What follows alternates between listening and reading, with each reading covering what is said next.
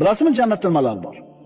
Nimalar yo'q? Kasallik yo'q, kiyimlarda chirib ketishi yo'q, o'lim yo'q, qarilik yo'q, abadiy yoshlik, ichi tashi ichidan ko'rinib turadigan xonalar, ko'z ko'rmagan, quloq eshitmagan ne'matlar, ovozi musiqa bo'lgan ohu ko'z hurlar.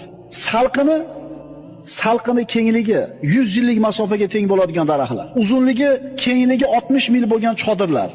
Tinimsiz oqib turadigan daryolar, sutli daryolar, asalli daryolar, may sharobli daryolar, baland qasrlar, mevalar yaqin bog'lar, ko'tarilgan so'rilar, tizib qo'yilgan qadahlar, terib qo'yilgan yostiqlar, to'shab qo'yilgan gilomlar, xursandchiligi mukammal bo'lgan joy, shodligi ulkan bo'lgan maskan, xushbo'y hidlari 500 yillik masofadan kelib turadigan joy, vasfi ulug', Allohning diydori ko'riladigan joy jannat.